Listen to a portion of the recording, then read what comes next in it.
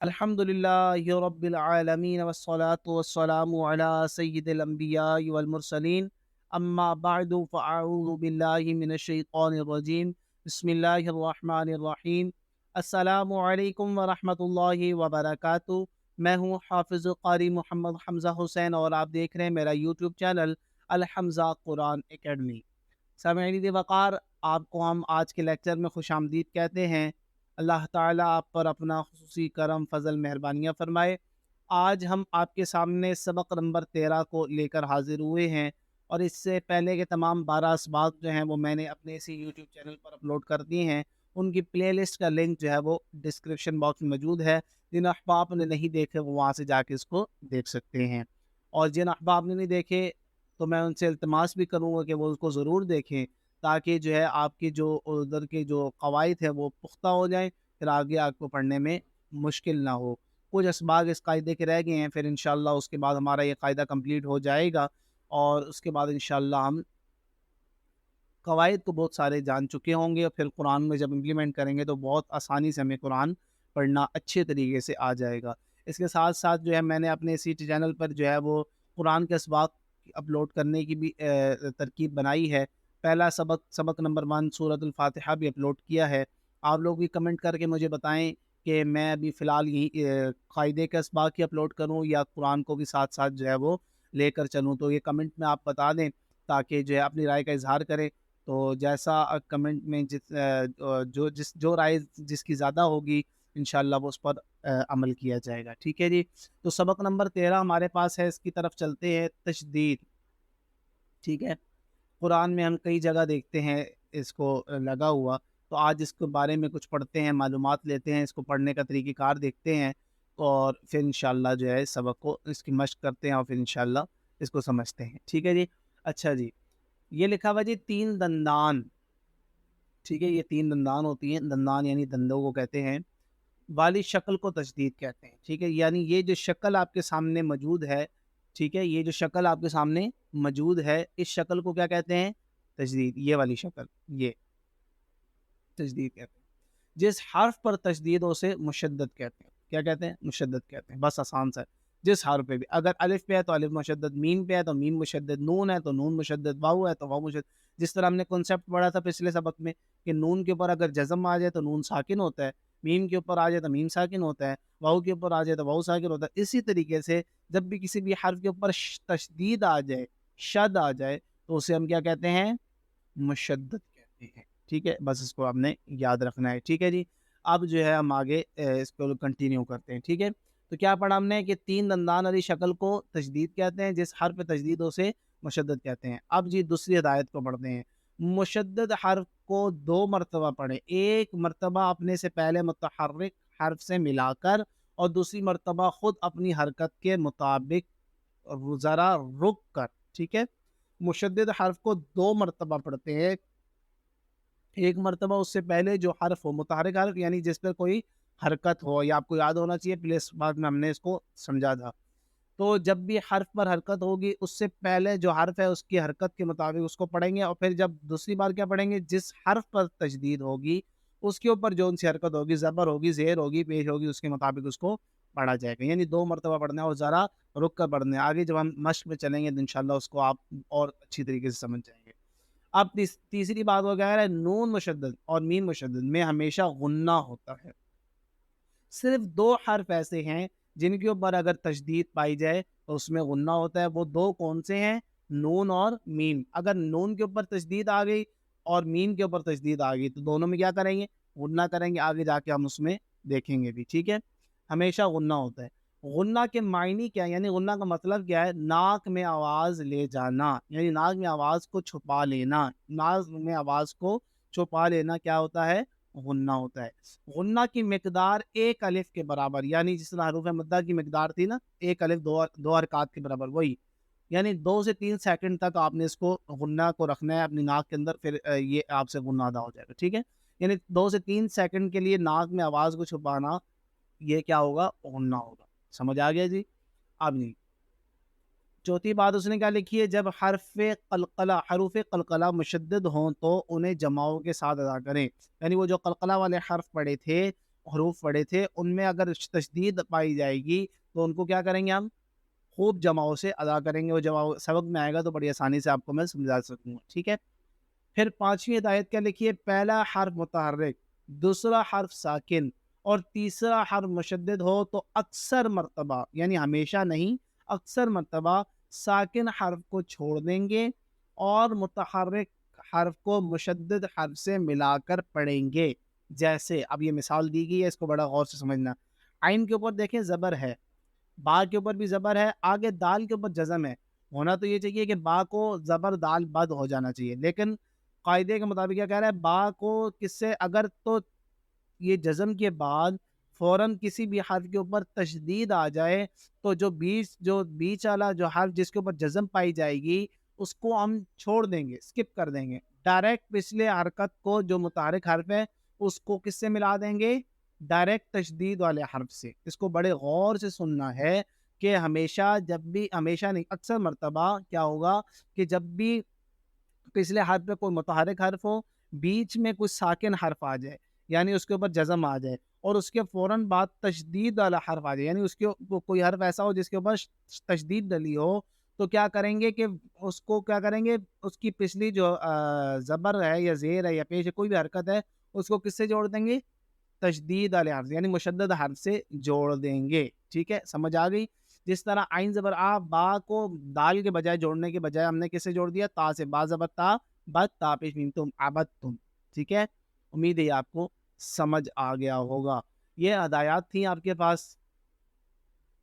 اور بس آخری بات یہ لکھیے کہ اس سبق میں تجدید کی مشق کے ساتھ ساتھ حروف قریب الصورت یعنی ملتی جلتی آواز والے حروف میں واضح فرق کریں، یعنی جو ملتی جلتی آواز اس میں فرق کریں. یہ ہمارے پاس یہ سبق تھا، اس کی ہدایات تھی. یہ امید کرتا ہوں آپ کو سمجھ آ گئی ہوں گی. میں نے کوشش کی ہے کہ آپ کو سمجھ آ جائے. نہیں آئی تو آپ اس کو دوبارہ جو ہے پیچھے سے دیکھ لیں، آپ کو سمجھ آ جائیں گی. اتنی مشکل نہیں ہے. بس اس میں نون مشدد اور میم مشدد کو یاد رکھنا ہے کہ ان میں جو ہے ہم نے غنہ کرنا ہے. اس کے علاوہ یہ جو امپورٹنٹ بات تھی کہ جب پہلا متحرک ہو، دوسرے کے بعد کیا ہو؟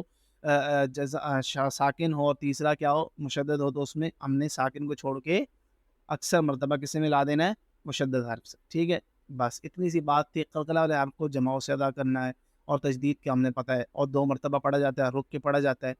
تو اب جو ہے اس کو ہم مشق میں امپلیمنٹ کرتے ہیں اور دیکھتے ہیں کہ کیا ہم نے پڑھا اور کیا ادھر کرنا ہے. ٹھیک ہے جی، پہلا لفظ ہمارے پاس ہے، وہ کیا ہے اس کو دیکھتے ہیں. آپ دیکھیں، تا کے اوپر تشدید آ گئی. کیا کہا گیا تھا ہمیں پہلے کہ مشدد حرف جو ہے 2 مرتبہ پڑھا جاتا ہے. کس طرح؟ حمزہ زبر تا، ات، یہ 1 مرتبہ پڑھا گیا. تا زبر تا، یہ 2 مرتبہ پڑھا گیا. یعنی ات یہ جوڑ بھی رہا، پھر تا کے اوپر زبر آ کے اس کے اپنی حرکت کے مطابق بھی اس کو پڑھا جا رہا ہے. یہ 2 مرتبہ پڑھا گیا. اور پھر کہا تھا ذرا رک کر، تو رک کر پڑھیں گے. حمزہ زبر تا، ات، تا زبر تا، ات، تا، ات، تا، رک کے پڑھنا ہے. حمزہ زیر تا، ات، تا زبر تا، ات، تا. حمزہ پیش تا، ات، تا زبر تا، ات، تا. ٹھیک ہے، اگلا دیکھیں. یہ حروف قلقلہ میں بھی شامل ہے، حروف مستعلیہ میں بھی شامل ہے. جن احباب نے پچھلے اسباق پڑھے ہیں ان کو یاد ہوگا. تو موٹا بھی کرنا ہے، قلقلہ بھی کرنا ہے، اور تشدید والے قاعدے کے مطابق اس کو رک کر بھی پڑھنا ہے. حمزہ زبر قو، آت قو، قو زبر قو، آت قو، آت قو. حمزہ زیر قو، ات، قو زبر قو، ات قو، ات قو. حمزہ پیش قو، ات قو، قو زبر قو، ات قو، ات قو، ات قو. اگلا دیکھیں. حمزہ زبر زا، از، زا زبر زا، از، زا. حمزہ زیر زا، از، زا زبر زا، از، زا. حمزہ پیش زا، از، زا زبر زا، از، زا. ٹھیک ہے، اگلا نرمی سے. حمزہ زبر زال، از، زال زبر زا، از، زا. حمزہ زیر زال، از، زال زبر زا، از، زا. حمزہ پیش زال، از، زا زبر زا، از، زا، از، زا. ٹھیک ہے، یہ میں نے ہجے سے پڑھا دیا. اب میں آگے جو ہے روانگی سے پڑھا. ٹھیک ہے جی. اللہ، اللہ، اللہ. موٹا کر رہا ہوں کیوں؟ کیونکہ حروف مستعلیہ ہے. इस्सा, इस्सा, उस्सा, अस्सा, इस्सा, उस्सा, अस्सा, इस्सा, उस्सा, अद्दा, इद्दा, उद, उद, उद्दा, अद्दा, इद्दा, उद्दा, ठीक है। अक्का, इक्का, उक्का, अक्को, एक, इक्को, उक्को, ठीक है जी। अब अगले पेज पे मूव करते हैं हम।